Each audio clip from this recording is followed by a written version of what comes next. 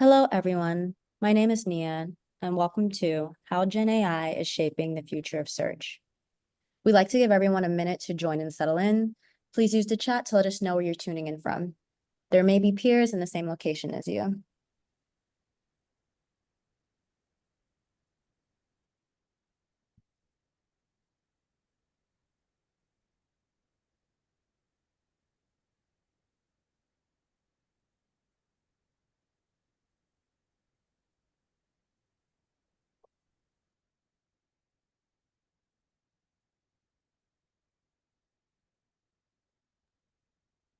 Okay, it looks like we have a good amount of people.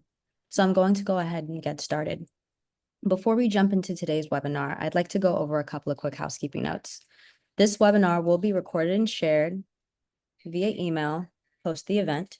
All participants will be muted, so please use the chat for live comments and general discussion only. All questions that you do have, please direct them to the Q&A panel at the bottom of your Zoom platform. There will also be a short survey at the end, so please be sure to share your feedback with us. And I will hand it off to John to begin today's presentation. Great. Thank you, Nia. So I'm John O'Brien. I'm a principal advisor with Radiant Advisors. Radiant Advisors is a research and advisory firm specializing in business data strategies and modern data architectures for companies. And today I get to be the moderator, if you will, with both Cameron Kahn from Pure Insights and Andrew Davidson, Senior VP of Product Management at MongoDB. But I'm going to let them introduce themselves, provide a quick description of both MongoDB and Pure Insights, and also just kind of ask, just real briefly, what makes you kind of excited about today's topic, which is really an exciting one about how Gen AI is shaping the future of search for us. So, Cameron, why don't you go ahead first? Hi, yeah, thank you, John. And first of all, I'd like to say thank you to MongoDB for having me on this webinar today.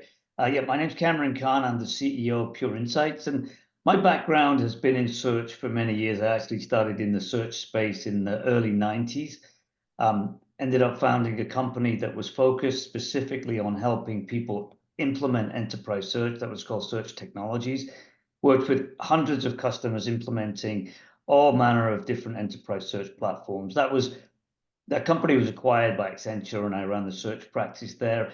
And now I'm with Pure Insights, and our focus is on helping people go beyond what we call traditional search. And we work very closely with MongoDB and MongoDB's platform to help people merge search with all of the cool AI things, Gen AI and vector search, to build some really groundbreaking applications. And that's really what I'm most excited about, is that I haven't seen, in the 30 years I've been working in search, I haven't seen this much change and this much excitement around the search space. So I'm very excited about talking to you about some of the things we're seeing. Yeah, sounds good. Andrew? Yeah, hey folks, great to be connected. Thanks all for hopping on. I'm Andrew Davidson, SVP of Products here at MongoDB.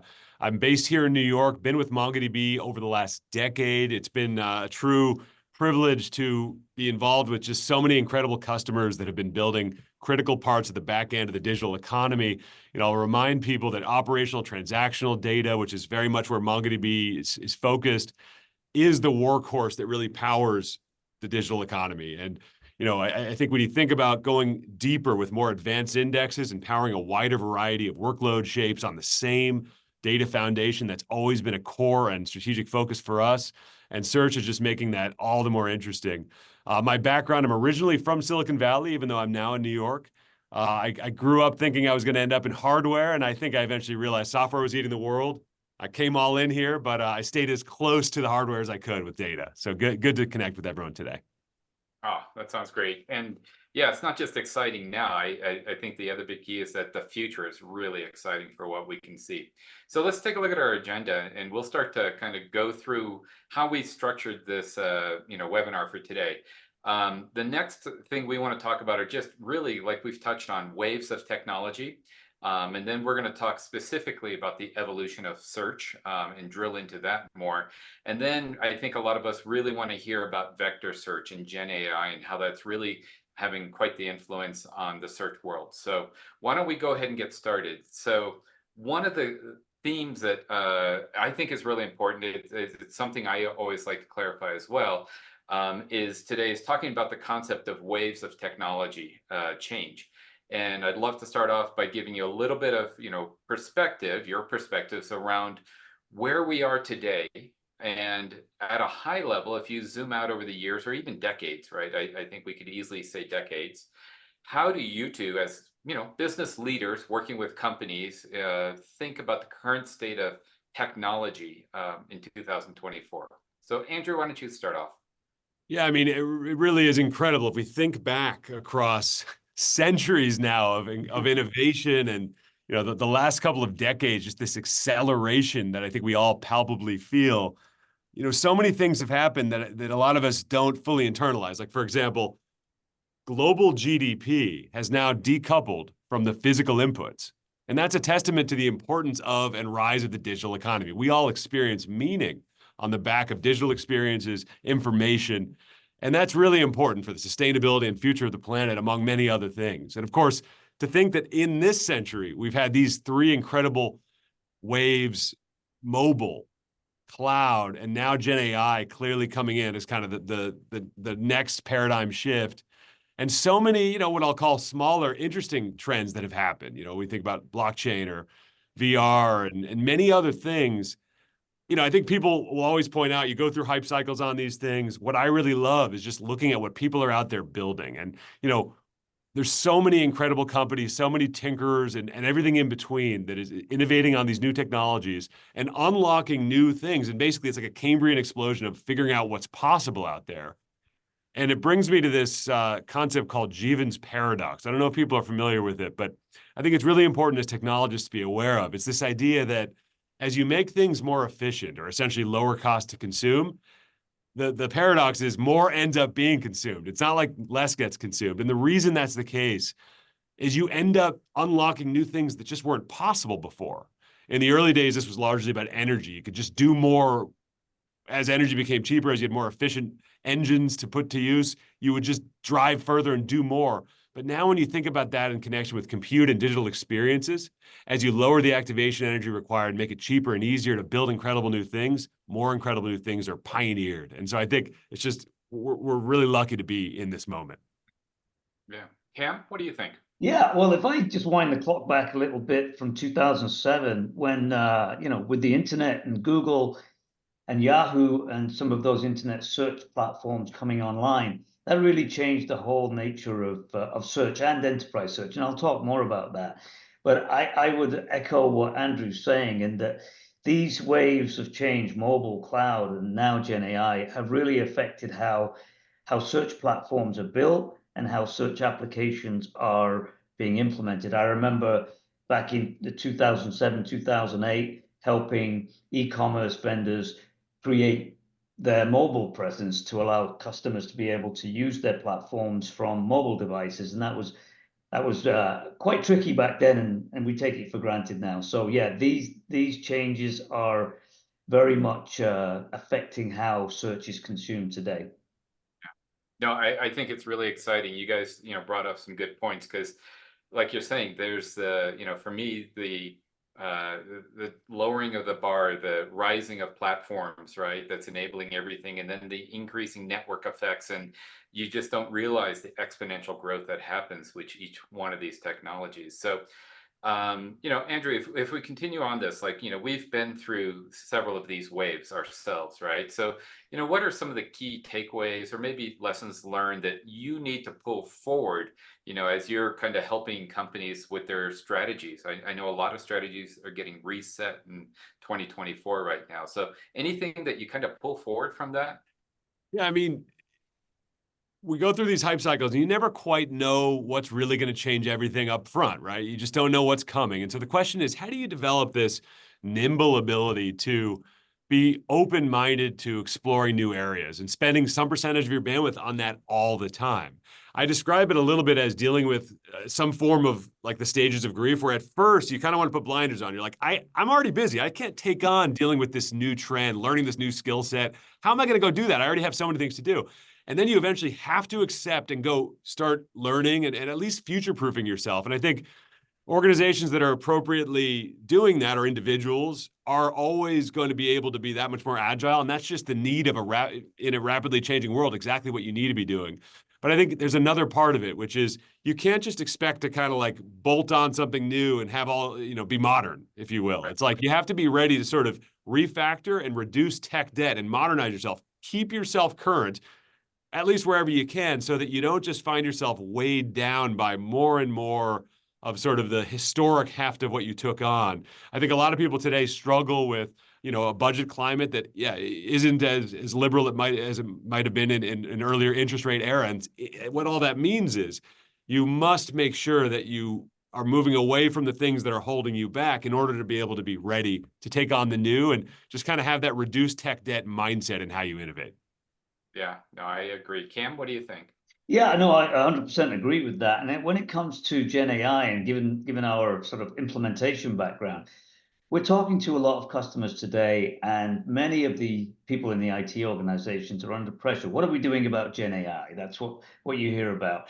And so what that we've seen has led to is people doing science projects and not necessarily prioritizing where they're going to apply Gen AI. So my learnings from back, mobile cloud, is to have proper planning and to prioritize where you're going to apply your resources, because while Gen AI is and looks like magic, it isn't really magic, and there's a lot of hard work that needs to go into it to build applications. So I'd say planning and prioritization is key as we get into this really exciting area.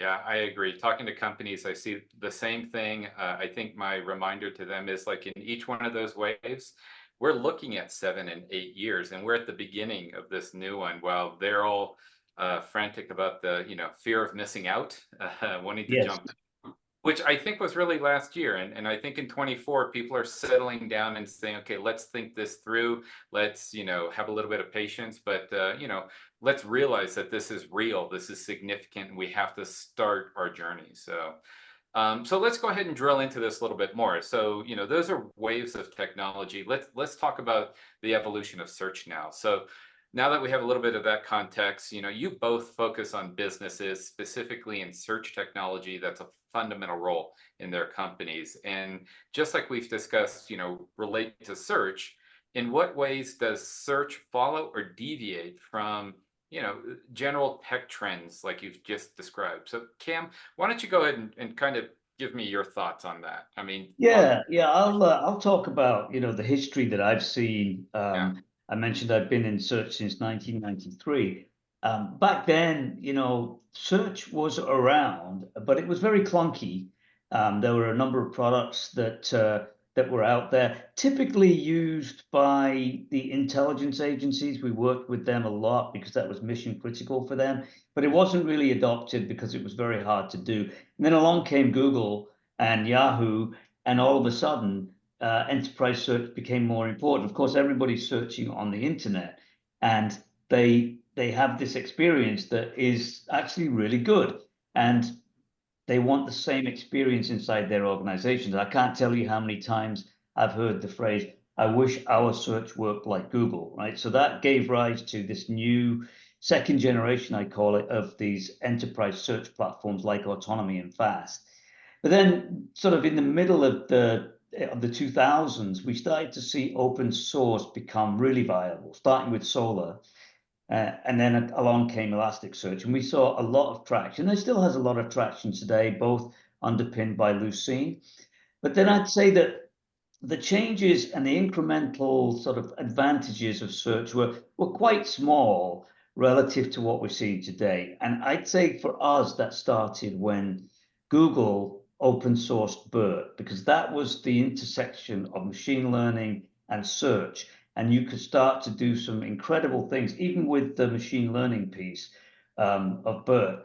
And now that's given rise to vector search and these LLMs, which really takes it to a whole new level. So while I've seen changes and an increase in functionality across the search platforms over the last 20 years, I'd say in the last 5 years, it's been more significant, given the vector search capability coupled with traditional search, coupled with the large language models.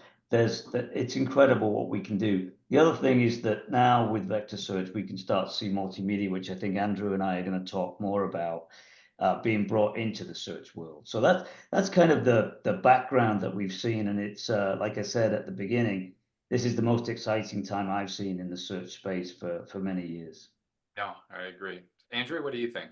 Well, I just think search is sort of this terrific microcosm for seeing the level of change that we've seen. I mean, just think back to many of us in our own lifetimes. We think back to like search when you were, a child, let's say, or growing up. You might have gone to an index card-based system, or you might have gone to a library and looked things up. And the reason I bring that up is what it did was it actually gave you an intuition for what the back end of search is like.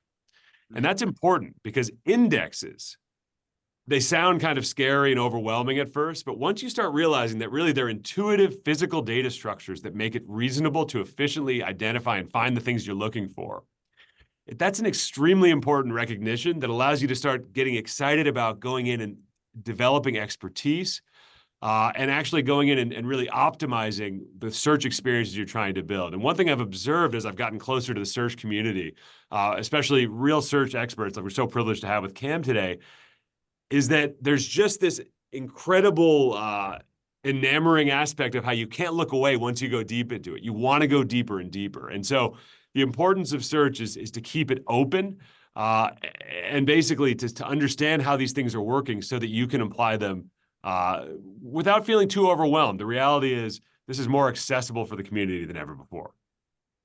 No, I agree. And I think, that history of Searchlight's a great one because I started out in the early 90s as well with search. I remember Alta Vista in those days, right?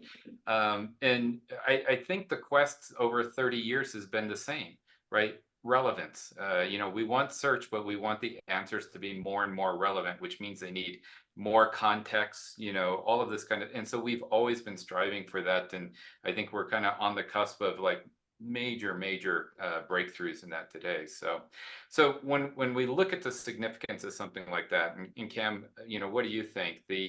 There's a huge amount of hype, right? And sometimes they don't live up to the promise. And then sometimes, like on the history, things just kind of creep in there and they grow exponentially with a huge amount of impact. What do you think when we're looking at search today? What's kind of underhyped and what's maybe overhyped? Yeah, I think, earlier I talked about the last 20 years or so of innovation. I thought I'd answer this question with this slide that Larry Page used in an internal presentation. And when you read this, you would be forgiven for thinking that this was maybe this year or last year. He actually used this slide back in 2001. And the reason I bring this up is that while I agree 100% with what Larry Page is saying here, we just didn't have the technology to do this. But this didn't stop search vendors from suggesting that we might be able to do it. Not to pick on anybody, but Autonomy was a company that was actually very groundbreaking, but their technology wasn't quite there to deliver on their promise. And so that really made it difficult for enterprise search projects to get off the ground because there was a bit too much hype around what could be done with enterprise search back then. Conversely, we now are at a point where we can actually deliver on what Larry Page is saying here.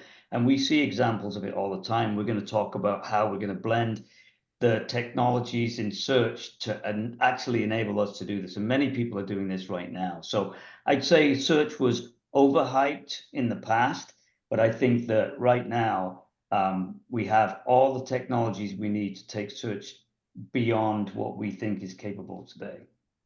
Yeah. Andrew, what do you think? Yeah, I mean, I think generally what gets a little overhyped inevitably is the notion that you can kind of just bolt on an opaque closed system and it's going to magically handle all your search needs. That idea is compelling, of course, but the reality is, going back to what I was saying before, the power of search comes from really understanding what it is that you're searching and why it's being put to use and what you're trying to really drive and deliver value around for your, the end users or the business process that's putting it to use. And that requires you to be able to go in there and optimize, customize, change the relevance, be able to take advantage a variety of capabilities, basically different kinds of index structures on the back end, if you will. And so I would advise people to think it's important to be able to use something that's reasonably open, something that brings together all the key building blocks that you're going to need. Yeah. That to me is what's underhyped. I mean, you need something that goes beyond just text, that goes into meaning. And of course, we're going to talk about that more today. Yeah, no, and that's how I in talking to companies, that's the discussions we're having, is all the different components, how to keep it open, how to, approach this with the right mindset. Because a lot of them are, also asking me, is this a bunch of hype? What, should I take this seriously? And I think we're agreeing that this is, something that is significant. So I'm going to go ahead and shift gears now, because I want us to drill into vector search specifically. Including semantic search, non-text search. So, I'll kick this over to you, Andrew, and say, how do you describe to people how vector search works, why it's suddenly important? It's like, I like to joke with people, you can't throw a Frisbee today without hitting somebody talking about vector search. And then when you take a look at this, right, how does vector search change things when looking at things outside of solely text search? Sure. Yeah. I mean, vector search is absolutely having a moment. There's been an explosion of interest in standalone vector databases, of course, vector search as well. And I think a big part of it is just this realization that you can search beyond text. That's certainly happening. A big part of it is the connection with Gen AI, which we'll talk about a little bit later. But I think part of it is that once you learn how it works, you can't quite look away. There's something kind of exciting about it. It goes back to that enamoring nature of search. So let me try and kind of demystify this a little bit. The shift happened a couple of years ago where, for the first time, open source, off-the-shelf machine learning models became something that regular folks could put to use without having all that much expertise. This was the kind of shift left moment that I think we had all been waiting for, where we would see a democratization of putting models to use. And these were vector embeddings generation models. So these were models where I could, as a software developer, say, take some, text or an image or a song or a video or any number of inputs and send them to the model. And I would get back from the model a list of numbers, a vector embedding. And I could put that to use. Now, let me explain why that's so powerful to put to use. In this simplified example on the screen, we have a two-dimensional vector space, a very simplified example. But the idea here is to explain that the computer does not know that a pen and a pencil are more similar to each other than a pen and a book. The computer doesn't need to know that. That meaning can be encoded in the fact that the numbers mean that they're closer to each other.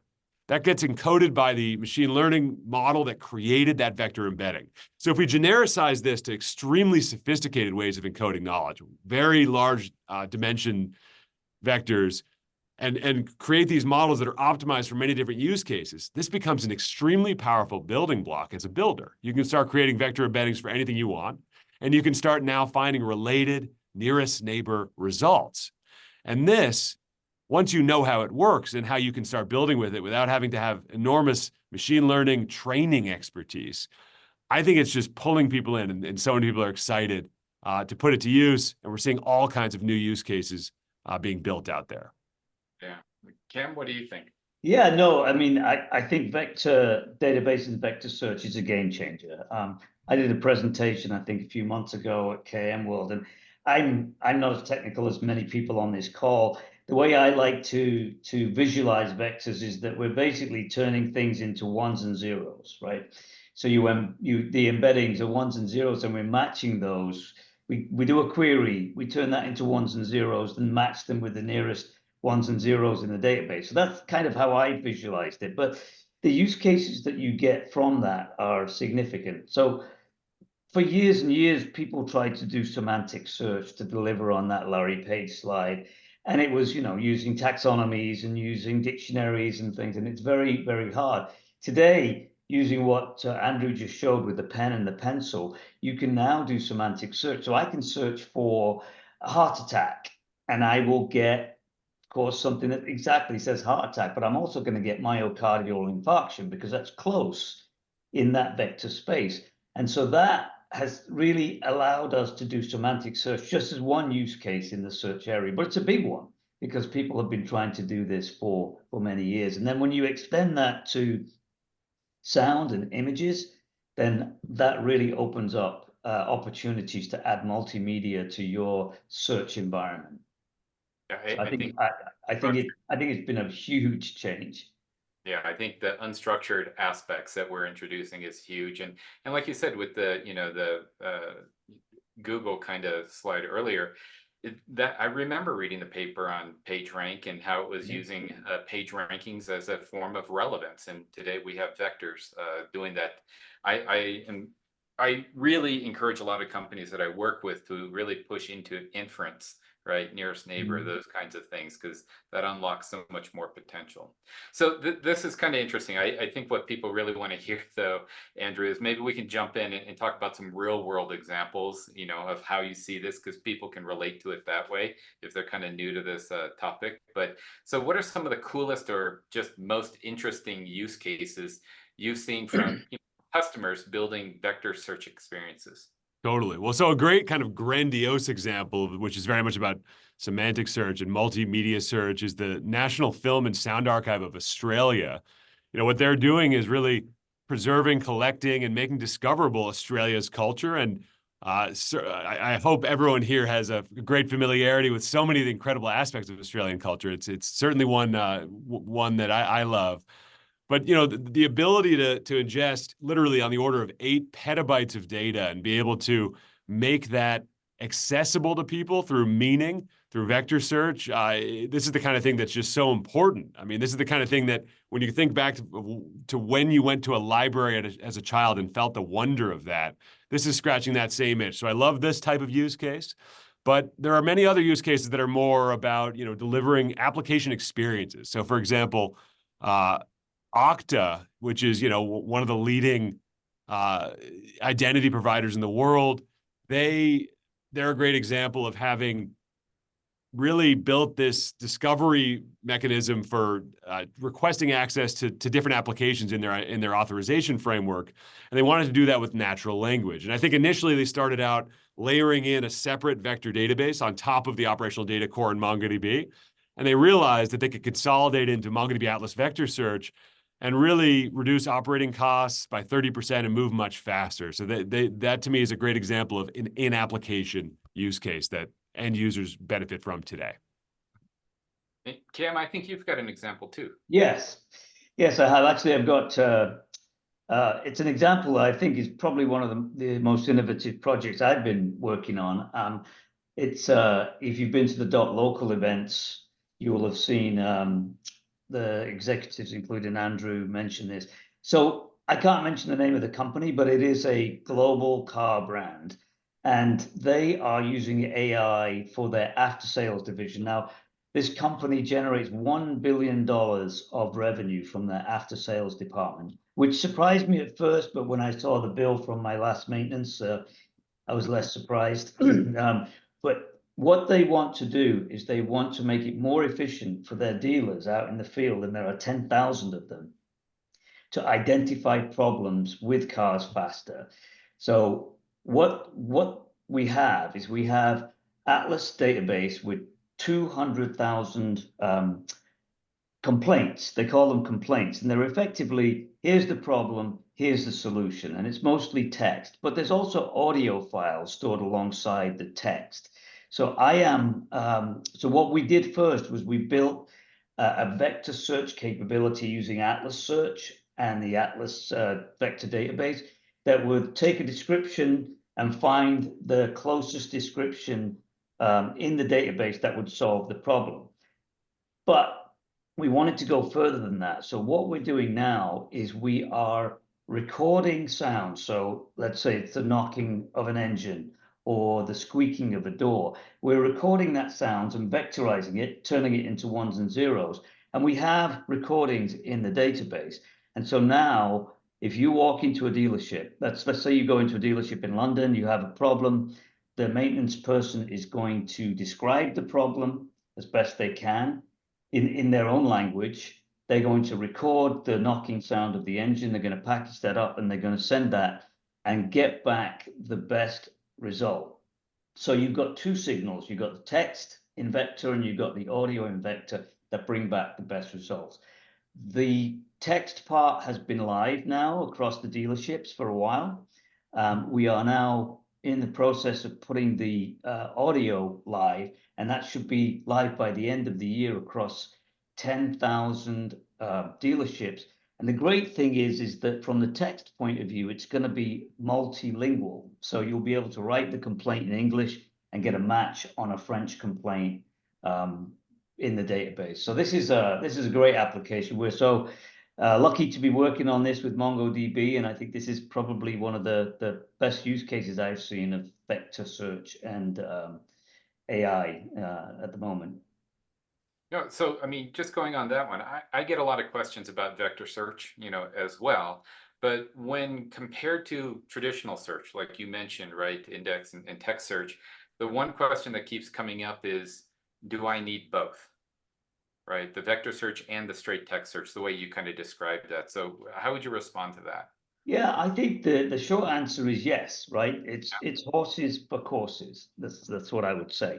So traditional text search has improved a lot. It's great, and if you do the work to enhance your content, do content processing, you can get very good search results. So what the traditional text search results give you is precision. So I can search for a phrase, let's say happy baby, which our CTOs uses all the time. I'm going to get all the documents that say exactly happy baby. If I then use vector search, I'm going to get happy baby, and also I'm going to get please child, and I'm going to get a whole ton of results that are semantically related. So the two things work in tandem.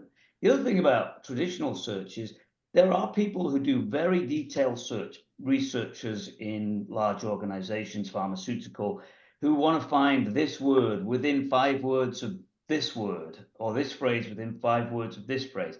You can't do that with vector search. So our view is that you can use all of these technologies together. So this is just an example of how we see. And by the way, this is exactly how Google works. You do a search, and at the bottom, which I couldn't quite fit on this slide, you get the keyword search results, which are good because you've optimized your search and you've optimized your content that's in Atlas.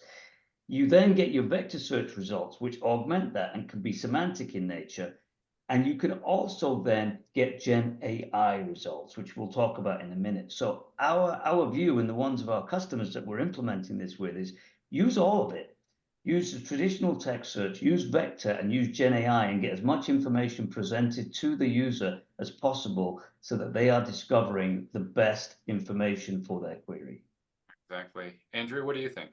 Yeah, I mean, I think Cam is nailing it on the head. I want to really reinforce this point that advanced retrieval definitely is not going to be able to be taking advantage of vector alone. In fact, you're always going to require the ability to do pre-filtering, and that's always going to require you to be able to take advantage of traditional B-tree style indexes. And you're always going to want to take advantage of hybrid search that takes advantage of lexical search combined with vector capabilities. And you're going to want to be able to sort of mix and match across these modes, and you're going to want to make sure you're using technology like MongoDB Atlas that gives you the ability to really take advantage of all of the above. But what we haven't talked as much about so far is data modeling. The core of this is data modeling. The key skill that I think is almost the most important thing for a practitioner to be developing right now, beyond just reasoning about different index types and vector embeddings as a concept, et cetera, the key skill is actually the data modeling. How are you chunking and how are you encoding meaning into your data? Are you actually encoding graph-like structures? I think I saw someone already asking about that. The power of the document model, which is really, of course, I bring it up because it is MongoDB's core differentiation from the very beginning.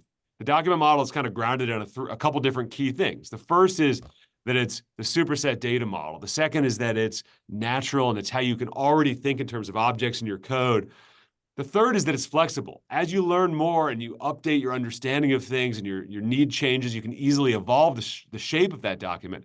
And the fourth is that it's fundamentally scalable because the data that's accessed together is stored together, and that allows you to have horizontal scalability and performance, which gives you a great economic outcome as well. So spending the time to think about the data modeling and then layering in on top the rich set of different index types that can be put to use to do different kinds of retrieval and search, that's the key skill right now. Yeah, I think I'll add to that with MongoDB and Atlas, you've got everything together, right? You've got the database and the data modeling, you've got Atlas Search, and you've got the vector database. So it's all in one platform, and you can integrate with the large language models quite easily from the Atlas platform. So I think that's significant for us as we're implementing these solutions, that we have these scalable tools that are all in the one platform. I think that's a big advantage. I couldn't agree more with that. So, all right. So now I'm going to shift gears, but I think we can take a deep breath because we're going to talk about AI or Gen AI now. So as we shift into Gen AI, I want to start off by talking about not just the role it's playing within search, but broader within organizations. We kind of see it coming in at all angles inside of companies today. So, for Andrew, let's start off with kind of what's the unlock for search with Gen AI, and where are you seeing in terms of where are we in the adoption lifecycle of Gen AI for companies? Sure. I mean, I think the important thing to ground ourselves on with Gen AI and large language models is that these models are trained over a large amount of time, and they're fundamentally trained on a specific set of inputs. What that means is these models will never know what's going on in real time in the real world, in the true ground truth, nor will they know what's going on inside your specific business, inside your specific software, what matters to your specific users in that specific moment. Yep. And yet they're incredibly powerful. And so what we've kind of observed is new architectures are needed to combine these two capabilities. And we'll talk about RAG in a moment. We've been spending time recognizing that so many of our customers struggle to even know where to get started right now. Where do you build those muscles? Is it on the data modeling and indexing fundamentals? Is it elsewhere? And I think what we've been recognizing is there's a new headline every week. There's a new framework coming in with an incredible new capability. There's a new large language model hitting a new benchmark. There's a new, XYZ, and it kind of makes you think, shoot, I don't know where to spend my time. Right. And I think for us, it's been important to partner with the best in breed players in the space. And so we've launched something called our MongoDB AI Applications Program. And we really feature those key integrations with the framework providers like LangChain and Llama Index, which are very much at the leading edge of making a lot of this accessible to new developers. And at the large language model tier across certainly OpenAI and Bedrock and Gemini and of course the partners like Pure Insights that Cam represents, all being able to bring together the skills you need to stay on course, to have the reference architectures to be ready, and to cross-pollinate in forums like this one, what we're seeing from folks who are adopting at the vanguard, especially those who are moving really fast, potentially in the digital native segment, and help share that back with how to do it in the enterprise. We're spending a lot of time here. And it's all about RAG, and RAG is all about the document data model and the indexing. No, I agree, because what I see is with these large language models that are rolling out, and they have their specific strengths and weaknesses, but they're very generalized, right? They were created on very large, massive data sets that we can't. So a lot of organizations are looking for ways to customize or fine tune these, bring in your own corporate or your company context. So one of the ways that we can do this, of course, is through RAG, which is retrieval augmented generation. So how does search interact and leverage Gen AI by introducing the term retrieval augmented generation for a lot of these models? So Cam, why don't you go ahead and go with this one? Yeah, I think if we take a step back, a lot of people get confused with vector search and RAG, right? And so, well, the first thing I want to say is that the R part of RAG is retrieval, and vector search is typically used to do retrieval. But these are the kinds of things that we can do with vector search. Sorry, with vector search and RAG. So semantic search, similarity search, we've talked about that. But RAG is a use case on its own. So the way that RAG works is that you do your search using vector search and you get back a set of results. We're now feeding that to the LLM.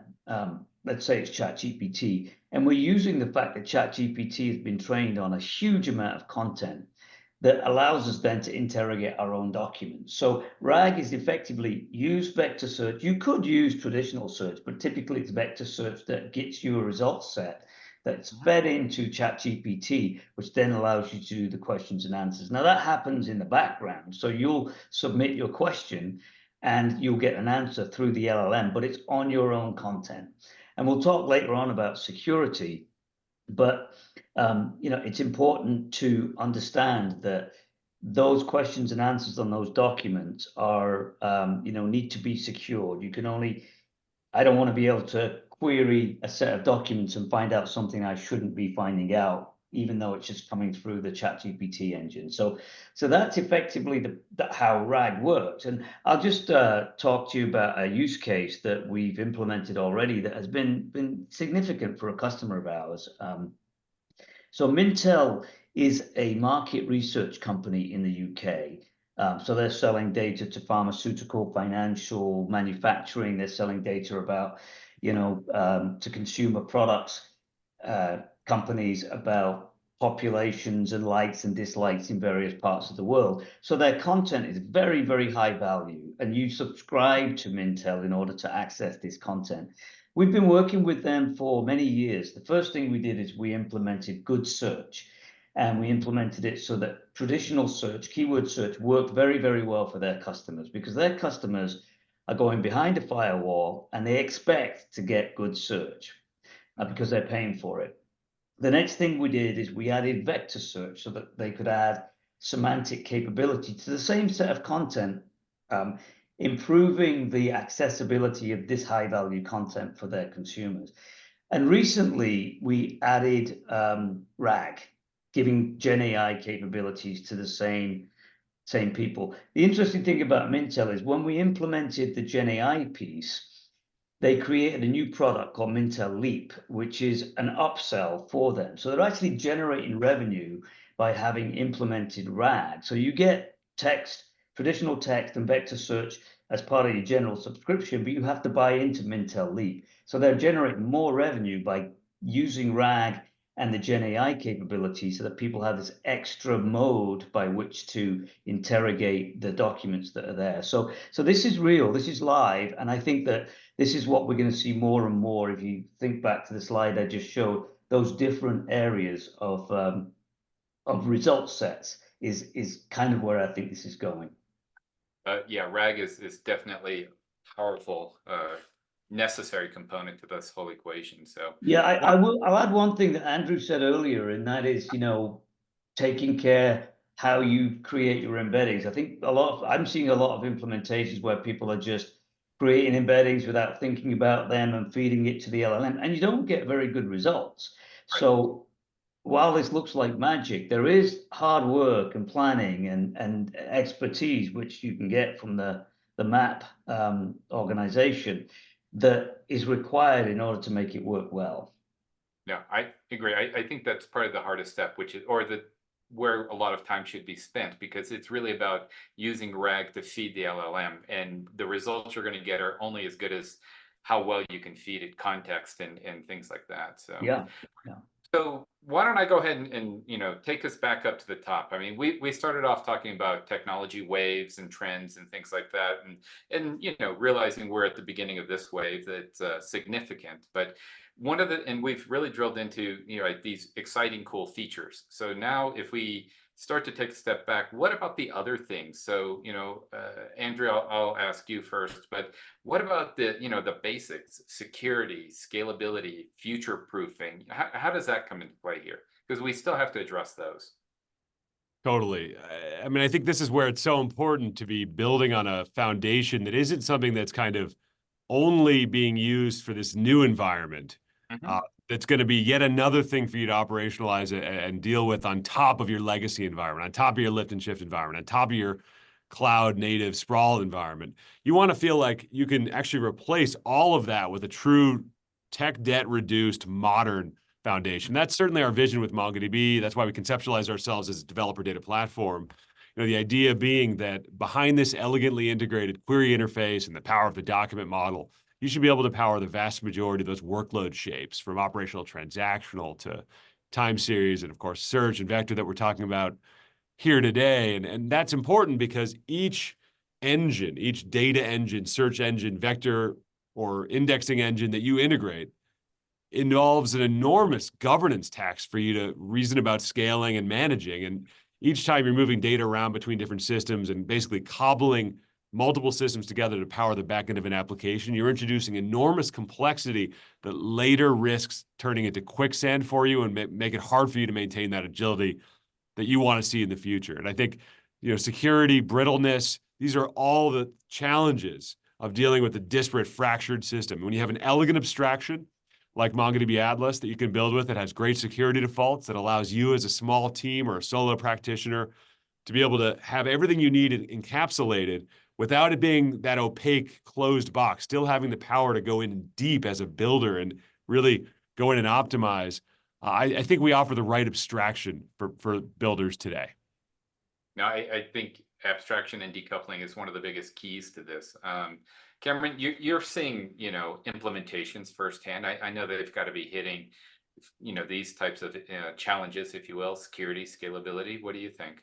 Yeah, no, look, I think that if I go back to our experience with the car company in Europe, which is a pretty massive solution, which is completely based on Atlas, picking the right technologies to integrate with Atlas was probably one of the biggest things that we did up front, right? So we have all this information in Atlas, but what LLMs do we use? Do we use LangChain?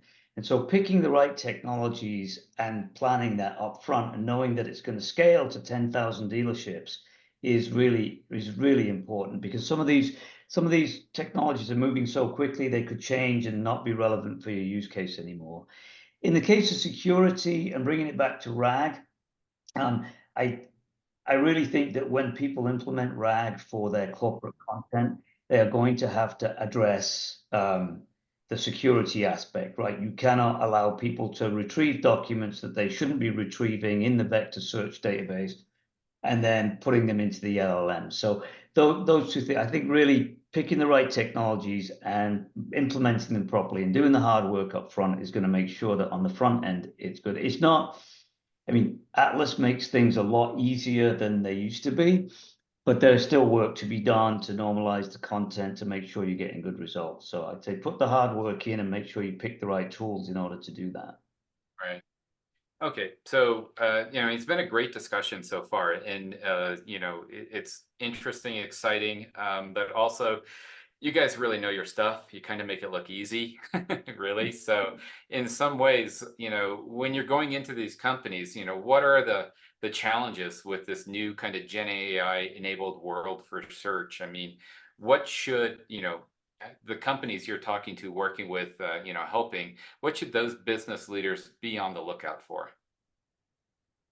Well, I think it's easy to think that you need to use every tool and component and building block that people are talking about, and because there's so many things people are exploring right now, and you just can't stay on top of all of it. And I'll just remind, it goes back to the most important thing is being able to think about how to put your data to use in a variety of ways. Because it's not just your data, it's data that you generate, data that was born in operational stores that are part of applications that you bring to life.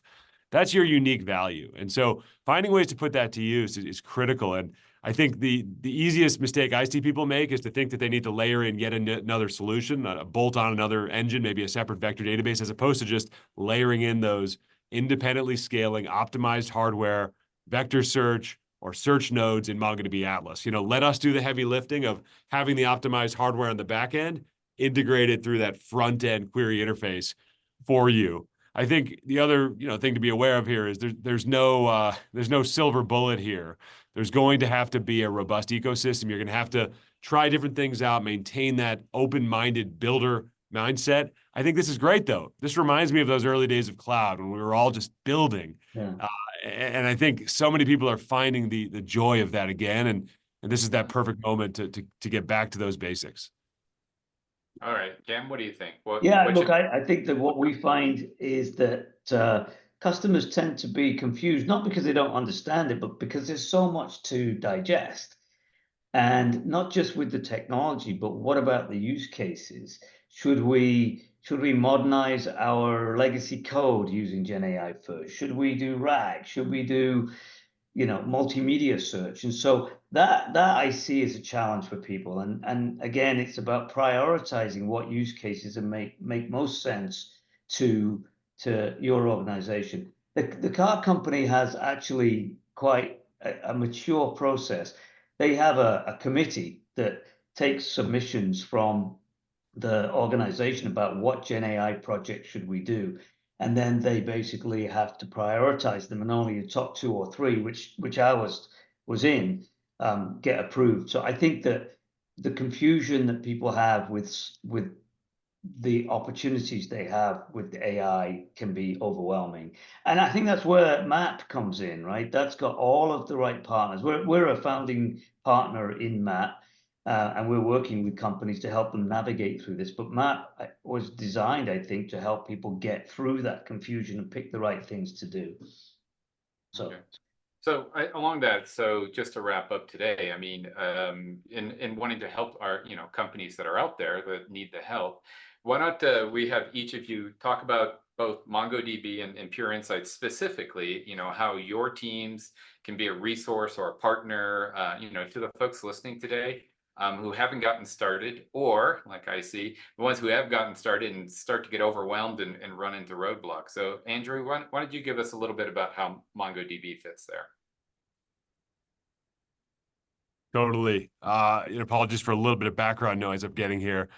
So, I think the important thing to keep in mind is we are here to partner with all of you and to really provide a foundational primitive, a foundational building block for you to build on top of for your operational data as a really comprehensive developer data platform. That's our vision. That's why we're here. Our community is always growing. It's centered on the document model and the power therein. But we are absolutely not alone in this, and we would be remiss to not have incredible partners like Pure Insights, a founding member of our MongoDB AI applications program, who can help us and help our customers continue to be at the real forefront of where search is going.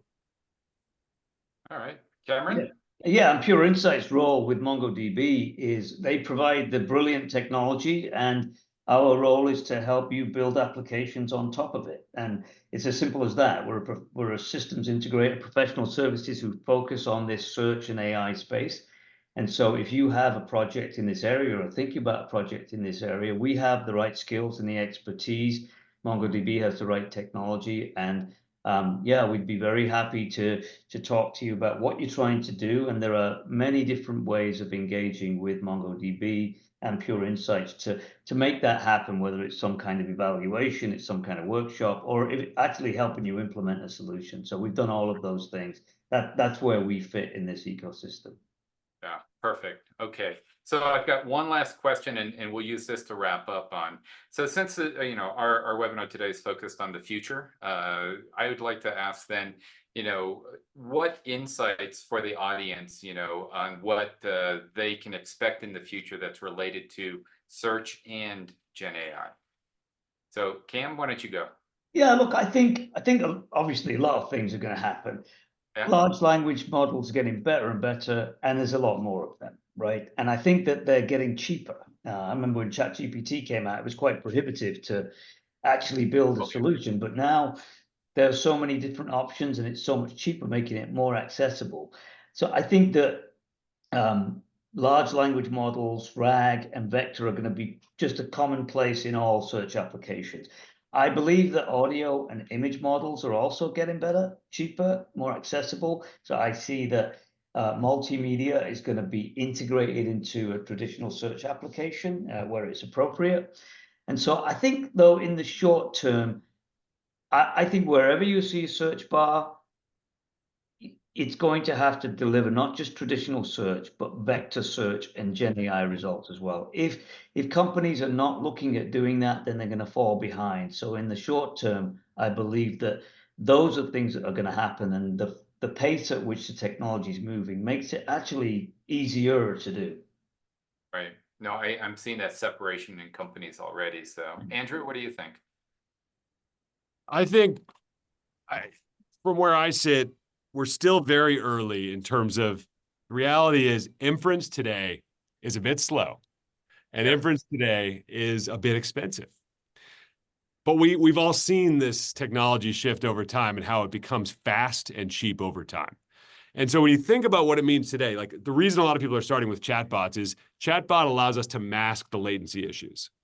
Yeah. That's fine. That's a great starting point. It's a killer app for the moment. But when you imagine that this starts becoming real time at scale with a reasonable economic posture, and some of our partners are already showing how this can be done, this starts opening up real time at scale software application use cases for generative everywhere. And that is going to change everything. I think we'll be there within a couple of short years. In the interim, we're all going to be building towards that and coming up with kind of the more specific use cases. We're going to find a lot of batch use cases that can afford that latency hit. But when it gets to be real time, it's going to be a heck of a lot of fun to just see what becomes possible in these software applications. And that, in many ways, we've always been about real time at scale, powering the back end of the digital economy. So that's what I'm looking forward to the most. Yeah. No, I think this is just going to become more and more ubiquitous, and it's going to be exciting to watch that unfold. So, all right. So for the audience now, we're going to wrap up here, but I'm going to do some Q&A. You're going to see a poll that we're going to go ahead and launch. So while you're taking your time filling that out, we're going to go to Q&A. Please share your feedback. It's really important to us, so we kind of really do value that. And I'm going to go ahead and pull up some of the questions we have here. So let's see, move the poll around. And okay, so here's one. I'm going to just go ahead and read it. It looks like for both of you guys. If we're just starting out experimenting with Gen AI, are there specific resources you could recommend at the beginning with or as a starting point, more to learn? So for both of you, Andrew, what do you think? What are some good resources? Yeah, I mean, I think a good way to get started is some of these popular frameworks. Two great ones are LangChain and Llama Index. They both have fantastic tutorials on MongoDB's website for how to use them with MongoDB Atlas. They're both great options. I think that's specifically for those of you that are coming from a writing software perspective, software developers, software engineers, and those potentially coming in from like the Python community, maybe in data science, who want to move in the direction of building, full stack software. I think others of you might be, looking to apply some of this without having to write it all. And I think I'd point to there's great partners that actually specialize in building retrieval augmented generation abstractions without having to go into all of the lower level detail. And the key point there is you have the full set of building blocks across the spectrum to build with. You could write it yourself, and that's extremely empowering if you're a builder. But if you're looking to quickly get something done, there's alternatives that are out there as well. So yeah, the MongoDB website and the resources there is a great place to start. Cameron, what do you think? Yeah, I think MongoDB's website, we have a few tools on our website that can help you, but there's also a lot of our technical people have used, and I'll put it in the chat. It's the OpenAI playground. So it's an area that you can go and play with Gen AI, and it's quite intuitive. And I would recommend if you're just getting started to use not just the MongoDB and Pure Insights resources, but this one as well. I think we have found to be very practical. Okay. I'm going to look at the time here. So we have several more questions. I think what we're going to do to, just stay on and respect everybody's time is we're going to follow up those answers and email the participants. There's other great ones here I'd love to get to, but what I want to do is just take a minute to thank both of you for your time. Andrew, Cam, it's been great. It's been a fun webinar for me. I love talking about this stuff, and hearing your expertise is amazing. So thank you. And to our audience, thank you for the questions. Like I said, we've got a number of them coming through, and we're going to follow up with those. So what I'm going to do is go ahead and hand it off to Nia now and let her close the poll. So Nia, what do you have? Thank you everyone so much for joining. Thank you to our host and panelists for taking us through this amazing presentation. This webinar was recorded, so it will be shared with all of you via email, so please keep a lookout for it. We also have some events, some more webinars coming up, and the Intro to Atlas Search webinar, which will be happening on August 14th, if you want to see some of the tools and functionality we talked about today. Thank you all again for joining, and have a great rest of your day. Great. Thank you, everyone. Thank you. Thank you. Thanks so much, everybody. See you. Bye.